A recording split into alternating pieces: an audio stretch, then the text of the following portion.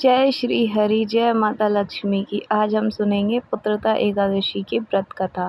श्री युधिष्ठिर कहने लगे कि हे भगवान, मैंने श्रावण माह के कृष्ण पक्ष की कामिका एकादशी का विस्तार वर्णन सुना है। अब आप मुझे श्रावण शुक्ल पक्ष की एकादशी का नाम बताएं, व्रत करने की विधि तथा इसका महत्व भी कृपा करके सुनाइए।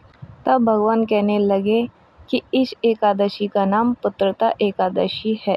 इस एकादशी को पवित्र एकादशी भी कहा जाता है। पुत्रदा एकादशी व्रत करने वाले व्यक्ति को पूजा के बाद श्रावण पुत्रदा एकादशी व्रत की कथा जरूर सुननी चाहिए। ऐसा करने से व्रत पूर्ण होता है और मनोकामनाएं भी पूर्ण होती हैं। अब आप शांतिपूर्वक इसकी कथा सुनिए। इसके सुनने मात्र से ही वाजपेयी यज्ञ का आपको फल मिलता है। पुत्रदा एकादशी की व्रत कथा।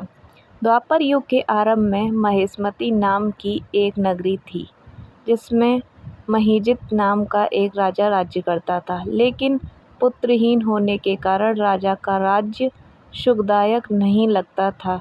उसका मानना था कि जिसके संतान न हो, उसके लिए यह लोक और परलोक दोनों ही दुखदायक होते हैं।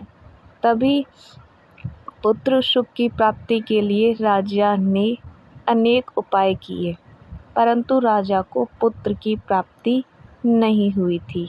वृद्धावस्था आती देखकर राजा ने प्रजा के प्रतिनिधियों को बुलाया और कहा, हे प्रजाजनों, मेरे खजाने में अन्याय से उपार्जन किया हुआ धन नहीं है। न मैंने कभी देवता या ब्राह्मणों का धन छीना है। किसी दूसरे की धरोहर भी मैंने नहीं ली है। प्रजा को पुत्र के समान पालता रहा हूँ। मैं अपराधियों को पुत्र तथा बांधवों की तरह दंड देता रहा। कभी किसी से घृणा नहीं की, सबको समान माना है। सज्जनों की सदा पूजा करता रहा हूँ। इस प्रकार धर्मयुक्त राज्य करते हुए भी मेरे पुत्र नहीं है, सो मैं अत्यंत दुखी पा रहा हूँ। इसका क्या कारण है? राजा महिजित इस बात को विचारने के लिए मंत्री तथा प्रजा के प्रतिनिधि वन को गए। वहाँ बड़े बड़े ऋषि मुनियों के दर्शन किए। राजा की उत्तम कामना की पूर्ति के लिए किसी श्रेष्ठ तेजस्वी मुनि को देखते फिरते रहे। एक आश्रम में उन्होंने एक अत्यंत वयोवृद्ध, धर्म के ज्ञाता, बड़े तपस्वी, परमात्मा में मन लगाए हुए, निराहार, सनातन धर्म के गूढ़ तत्वों को जानने वाले, समस्त शास्त्रों के ज्ञाता महात्मा लोमेश मुनि को देखा, जिनका कल्प के व्यतीत होने पर एक रोम गिरता था। सबने जाकर ऋषि को प्रणाम किया। उन लोगों को देखकर ऋषि मुनि ने पूछा कि आप लोग किस कारण से आए हैं? निस्संदेह मैं आप लोगों का हित ही करूँगा। मेरा जन्म केवल दूसरों के उपकार के लिए ही हुआ है, इसमें संदेह मत करो। लोमेश ऋषि के ऐसे वचन सुनकर सब लोग बोले, हे महर्षि, आप हमारी बात जानने में ब्रह्मा से भी अधिक समर्थ हैं, अतः आप हमारे इस संदेह को दूर कीजिए। महिष्मतीपुरी का धर्मात्मा राजा महिजित प्रजा का पुत्र के समान पालन करता है, फिर भी वह पुत्रहीन होने के कारण बहुत ही दुखी है। उन लोगों ने कहा आगे कि हम लोग उसकी प्रजा हैं, अतः उसके दुख में हम भी दुखी हैं।